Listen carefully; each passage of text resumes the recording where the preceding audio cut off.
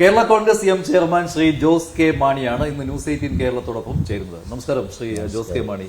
എന്തായാലും കഴിഞ്ഞ തവണ നമ്മൾ കണ്ടുമുട്ടിയപ്പോഴും ഇങ്ങനെയായിരുന്നു, ഈ പാലായിലെ തിരക്കിട്ട തെരഞ്ഞെടുപ്പ് പ്രചാരണമായിരുന്നു. ഇത്തവണ പാല ജോസ് കെ മാണിയെ കൈവിടില്ല അല്ലേ?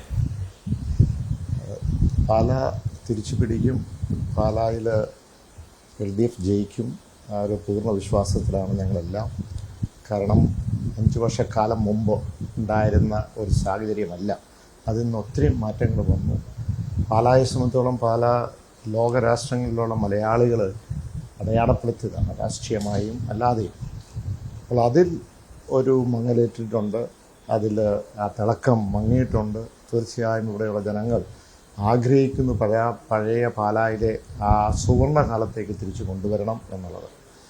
ഒരു പാർലമെൻറ്റ് അംഗം എന്ന നിലയ്ക്ക് ആ തരത്തിൽ എന്ന് പറഞ്ഞാൽ നമുക്ക് എത്രയോ ബൃഹത്തായ പദ്ധതികൾ എനിക്ക് കൊണ്ടുവരാൻ കഴിഞ്ഞു. തീർച്ചയായും പാലായെ തിരിച്ചു കൊണ്ടുവരാൻ കഴിയും, ആ പ്രതാപകാലത്തേക്ക് കൊണ്ടുവരാൻ കഴിയും എന്നുള്ള ഒരു വിശ്വാസമാണ് ഞങ്ങൾക്കുള്ളത്.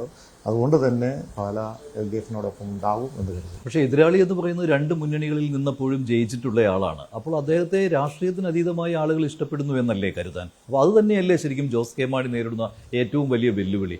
സ്വന്തം തട്ടകത്തിൽ ഇനിയൊരു തിരിച്ചടി ജോസ് കെ മാണി എന്ന രാഷ്ട്രീയ നേതാവിനും അത് ശരിയായ കാര്യമായിരിക്കില്ലല്ലോ.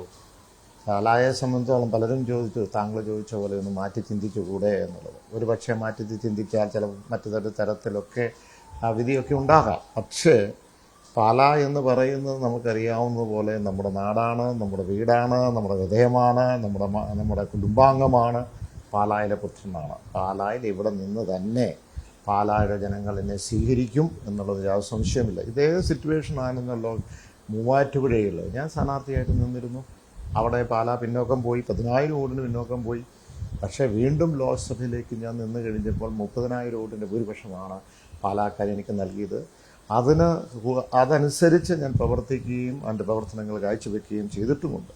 എന്തായാലും പാലായിൽ ജയിച്ചേ അടങ്ങൂ എന്ന് തന്നെയാണ്. ജയിക്കുന്നവരെ പാലായിൽ മത്സരിക്കും. ജയിക്കുന്നവരെ അല്ലല്ലോ, ജയിച്ചിരിക്കും. ഇപ്രാവശ്യം നമ്മൾ കണ്ടത് ഒരു പ്രാവശ്യം നമ്മൾ മാറി അല്ലെങ്കിൽ വിജയിക്കാൻ കഴിഞ്ഞില്ല എന്നുള്ളതല്ലേ. എന്ന് പറഞ്ഞാൽ എപ്പോഴും ആ തരത്തിലുള്ള ഒരു വിധിയാണ് എപ്പോഴും വരുന്നത്. നമ്മളെങ്ങനെ കരുതുന്നു, അതിൻ്റെ ഉള്ള ഉദാഹരണമാണല്ലോ മൂവാറ്റുപുഴയിലെ ഞാൻ കാര്യം പറഞ്ഞത്. അതുകൊണ്ട് എനിക്ക് വിശ്വാസമാണ് പാലായിലെ ജനങ്ങൾ എന്നെ കൈവിടില്ല എന്നും നല്ല അഭിമാനകരമായ ഭൂരിപക്ഷത്തോടുകൂടി വിജയിക്കും എന്നാണ് ഞാൻ. പക്ഷേ താങ്കൾ പറഞ്ഞു താങ്കൾക്ക് വേണമെങ്കിൽ വേറെ ഓപ്ഷൻ തേടാമായിരുന്നു എന്ന് ഞാനല്ല പറഞ്ഞത്, എന്ന് മാധ്യമങ്ങൾ ചോദിച്ചു. പക്ഷെ താങ്കൾ ചിന്തിച്ചിട്ടുണ്ടാവും, കാരണം പാല വേണോ എന്ന് ഒരു വട്ടമെങ്കിലും ചിന്തിച്ചിട്ടുണ്ടാവും. ഒരു വട്ടവും ഞാൻ ചിന്തിച്ചിട്ടില്ല. പാല മാറ്റി ചിന്തിച്ചു കൂടെ എന്ന് മാധ്യമങ്ങൾ ചോദിച്ചു, സുഹൃത്തുക്കളും ചോദിച്ചു. പക്ഷേ ഞാൻ എൻ്റെ ഉള്ളിൽ കുറിച്ചു, അത് പാല തന്നെയാണ്, അത് പാലായാണ് എൻ്റെ സ്വന്തം സ്ഥലം. പാലായിൽ തന്നെ എനിക്ക് പാലായുടെ ജനങ്ങൾ വിശ്വാസമുണ്ട്.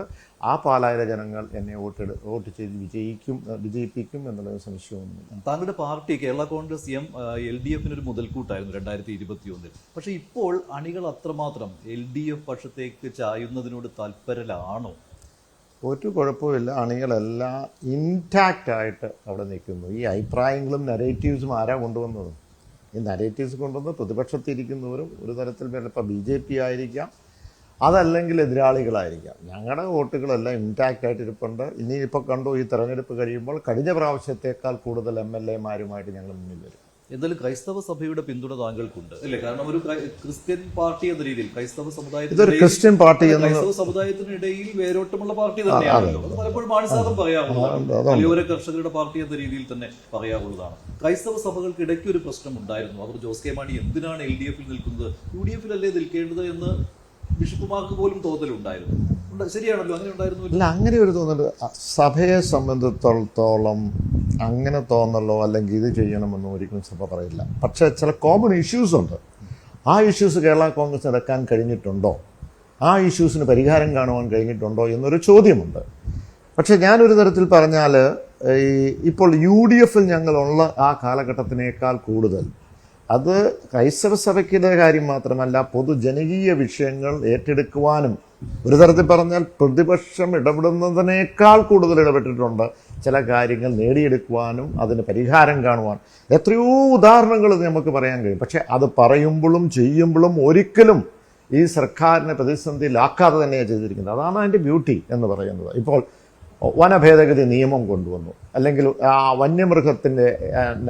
വന്യമൃഗ സംരക്ഷണ ബില്ലിൽ അതിനകത്തൊരു ഭേദഗതി വേണമെന്ന് പറഞ്ഞു. അത് നമ്മൾ കൊണ്ടുവന്നു. വനഭേദഗതി നിയമം വന്നപ്പോൾ അത് എതിരായിട്ട് നമ്മുടെ കർഷകരെ ബാധിക്കുമെന്ന് പറഞ്ഞു. അത് അവിടെ അസംബ്ലി നിയമസഭയിൽ കൊണ്ടുവരാനിരുന്നതല്ലേ. അപ്പം നമ്മൾ ഇടപെട്ടു. അത് വിഷമം ഉണ്ടാക്കുമെന്ന് പറഞ്ഞു. അത് മാറ്റിവെച്ചു.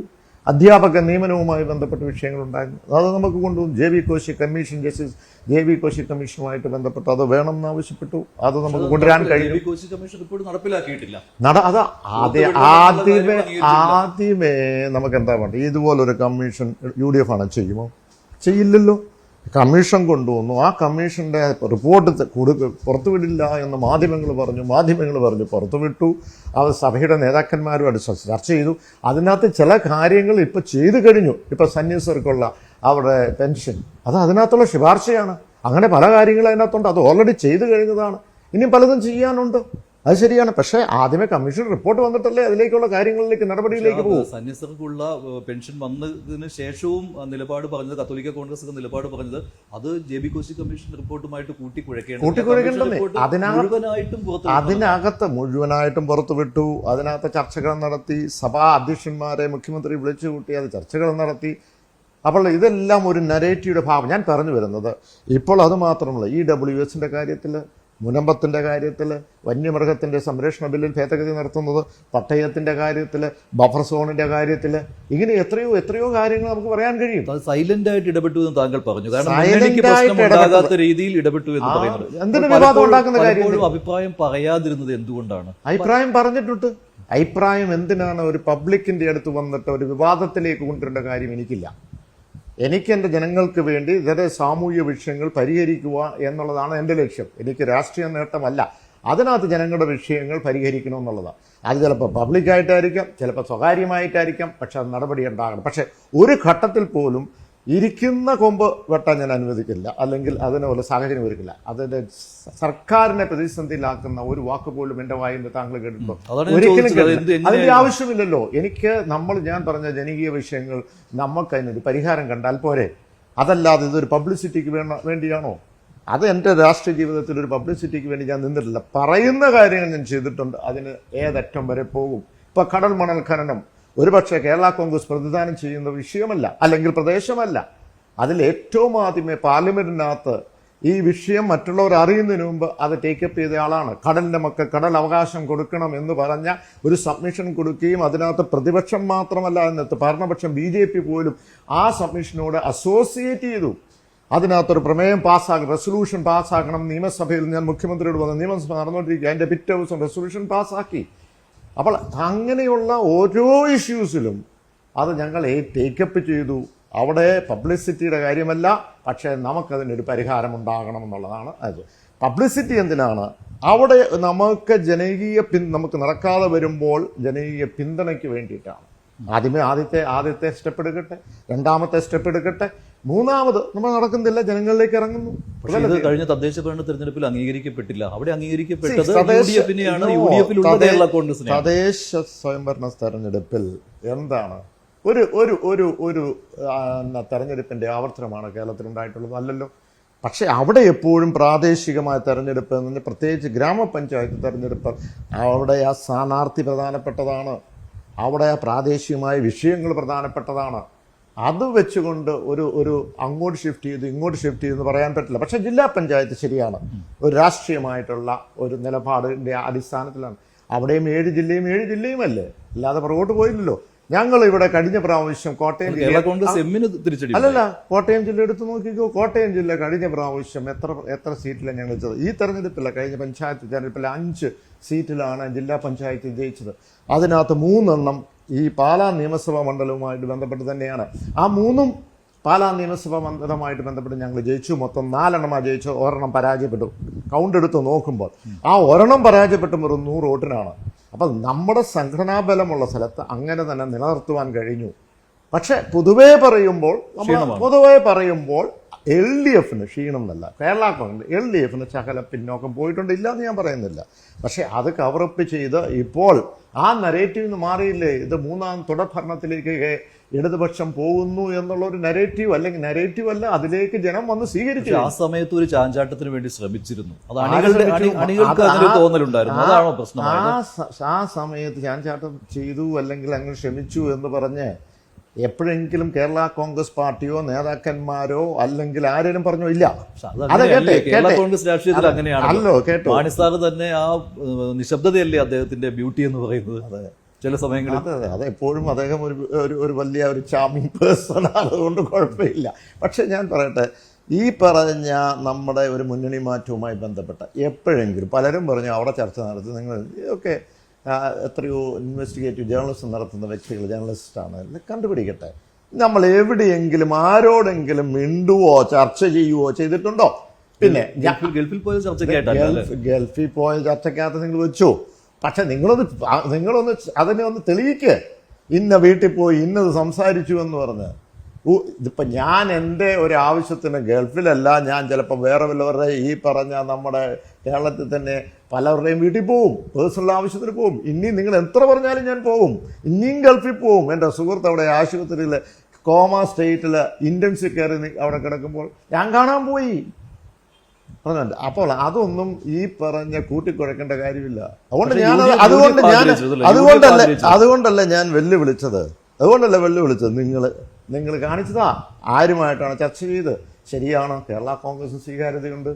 അത് കോൺഗ്രസ് പാർട്ടിക്ക് ചിലപ്പോൾ ആഗ്രഹം കാണും, ഇല്ലെന്ന് ഞാൻ പറഞ്ഞില്ല.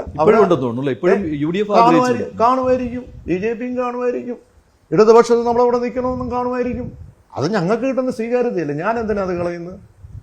ഞാൻ അവരെയൊക്കെ അവഹേളിക്കേണ്ട കാര്യം എനിക്കില്ല.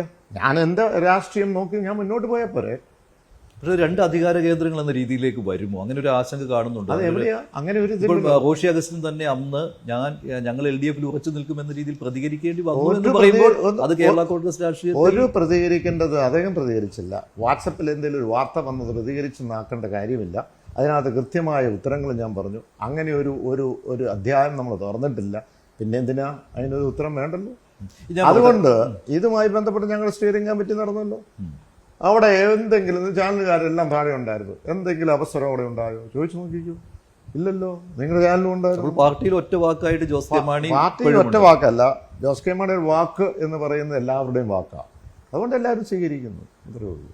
ഇപ്പോൾ ഞാൻ പറയട്ടെ, ഇപ്പോൾ ഈ പറയുന്ന ആ സമയത്തെ ഒരു ചാഞ്ചാട്ടത്തിന്റെ ഒരു അന്തരീക്ഷത്തിൽ ഈ കേരള കോൺഗ്രസിൽ ഇപ്പോൾ റോ ഗ്രൂപ്പ് വരാൻ പോകുന്നു എന്നൊക്കെ പറഞ്ഞുള്ള ഒരു ആശയക്കുഴപ്പവും ചർച്ചകളും ഒക്കെ ഉണ്ടായിരുന്ന അണികളൊക്കെ ചർച്ച ചെയ്തു. അതൊക്കെ നിങ്ങൾ തമ്മിലുള്ള പേഴ്സണൽ ബന്ധം എങ്ങനെയാണ് ഇപ്പോൾ? പേഴ്സണൽ എന്തിനാ ഈ ഗ്രൂപ്പിന്റെ പേര് വരെ നിങ്ങൾ ഇട്ടുവെച്ചു? അതിപ്പോൾ ഞാൻ പെട്ടെന്ന് ചിറക്കിങ്ങനെ ഒരു വാർത്ത വന്നു, ഞാൻ ആലോചിക്കത് എങ്ങനെ ഓയോ റായോ എന്താണ് നിങ്ങൾ അങ്ങനെ ഇങ്ങനത്തെ ഉള്ളൂ.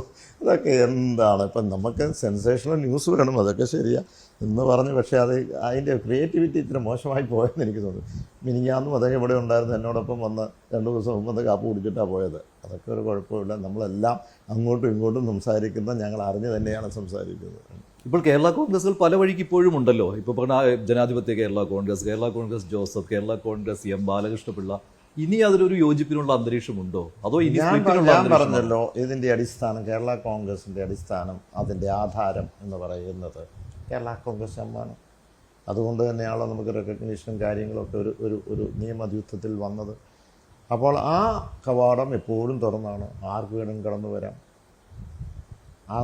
ഇതിലേക്ക് വരാം. ഞങ്ങൾ കഴിഞ്ഞിട്ട് സ്വീകരിച്ചിട്ടേ ഉള്ളൂ. മാൻസാറും അങ്ങനെ തന്നെ സ്വീകരിച്ചിട്ടേ ഉള്ളൂ. ക്രൈസ്തവ സഭകൾ ആഗ്രഹിക്കുന്നത് കേരള കോൺഗ്രസുകളെല്ലാം ഒറ്റ മുന്നണി. ഞാനും അത് തന്നെ ആഗ്രഹിക്കുന്നു. അതിനും ഞാൻ തന്നെയാണ് ആഗ്രഹിക്കുന്നത്. ഞാനതുകൊണ്ട് പറഞ്ഞ് ഞങ്ങളുടെ വാതിൽ തുറന്നാണ്. എത്രയോ പേര് വന്നു. ഇവൻ കോൺഗ്രസ് പാർട്ടി പിള്ളവർ എത്രയോ പേര് വന്നിട്ടുണ്ട്. പലരും ഇപ്പോഴും വരുന്നുണ്ട്, കൊല്ലത്ത് വരുന്നുണ്ട്, പലരും വരുന്നുണ്ട്, പല പാർട്ടിയിൽപ്പെട്ടവർ വരുന്നുണ്ട്. ഇതൊക്കെ ഞാൻ വലിയ പബ്ലിസിറ്റി കൊടുക്കുന്നില്ല എന്ന് മാത്രമേ ഉള്ളൂ. പാർട്ടി ഏതൊക്കെയാലും അതിനനുസരിച്ച് വളരുന്നുമുണ്ട്.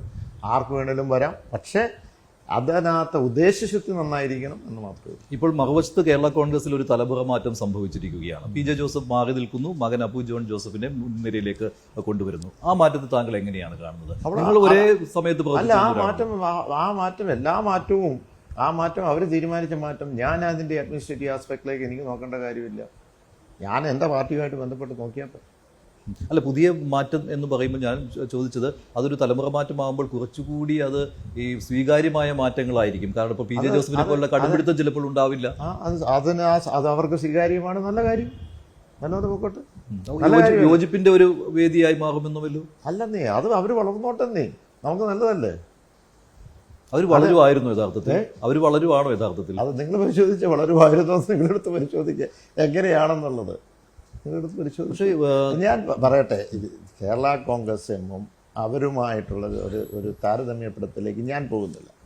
അവരുടെ പ്രവർത്തനം നടത്തട്ടെ, അത് ഞാൻ എപ്പോഴും ബഹുമാനിക്കുന്നത്. അവർ വളരട്ടെ, നല്ല കാര്യം. വളരുന്നുണ്ടെങ്കിൽ വളരുന്തോറും പിളരുമെന്നാണ്. അവർ വളരും തോറും പിളരുമെന്നാണ്. രണ്ടുപേരും കേരള കോൺഗ്രസ് ഒരു കാരണവശാലും അത് മാധ്യമങ്ങൾ ആഗ്രഹിക്കുന്ന ഒരു വളർച്ചയിലേക്ക് പോകില്ല. അതങ്ങനെ തന്നെ ഒറ്റക്കെട്ടായിട്ട് നിൽക്കും. പല മാധ്യമങ്ങളും പല കേന്ദ്രങ്ങളും അത് ആഗ്രഹിച്ചെങ്കിലും ഒരിക്കലും ഉണ്ടാവില്ല. എന്നാൽ ഇപ്പോൾ ഒരാൾ കൂടി വന്നിട്ടുണ്ട്, ബി.ജെ.പിയുടെ ഒരു സ്ഥാനാർത്ഥി കൂടി ശക്തനായിട്ട് വന്നിട്ടുണ്ട്. അത് സഹായിക്കുമോ അതോ ദോഷം ചെയ്യുമോ? എന്താണ് അവരവരുടെ പ്രവർത്തനമായിട്ട് പോട്ടെന്നേ. ഇനി ഞാൻ അവർ വന്നാലേ സഹായിക്കുകയുള്ളൂ, അല്ലെങ്കിൽ വേറെ ആളില്ലെങ്കിൽ ഞാൻ അങ്ങോട്ട് മുന്നേറും, അല്ലെങ്കിൽ മറ്റൊരു തരത്തിൽ പോകും എന്നുള്ളതുള്ളൂ. എല്ലാ കാലത്തും ബി.ജെ.പി സ്ഥാനാർത്ഥി വരെയുണ്ട്. അപ്പോൾ ബി.ജെ.പിയുടെ ഒരു സ്ഥാനാർത്ഥി തൊട്ട് അയലോക്കത്തുനിന്ന് വന്നെന്ന് മാത്രമേ ഉള്ളൂ, മറ്റൊരു പ്രദേശത്തു നിന്ന് പാലായിലേക്ക് വന്നെന്ന് മാത്രമേ ഉള്ളൂ. അതിൻ്റെ അപ്പുറത്തേക്കൊന്നുമില്ല, അതേ ഉള്ളൂ. അതൊരു കേരള കോൺഗ്രസ് ചരിത്രത്തിൽ നിന്നാണ് വരുന്നത്. ചരിത്രത്തിൽ നിന്നല്ല, പല ചരിത്രത്തിൽ നിന്നും വന്നതാണ്. LDF-നും UDF-നും അത് പറഞ്ഞ നിഷ്പക്ഷമായ സ്വതന്ത്രമായിട്ട് നിന്നതും മറ്റ് അലയൻസും ഒക്കെ ഉണ്ടായിരുന്നു. ഇപ്പോൾ വേറെ ചരിത്രത്തിൽ നിന്ന് വരുന്നു, അതേ ഉള്ളൂ. ഇത്തവണ പതിവിലും ആത്മവിശ്വാസമുണ്ട്, കഴിഞ്ഞ തവണത്തെ പോലെ അല്ല. 100%. ശരി, നന്ദി. സന്തോഷം.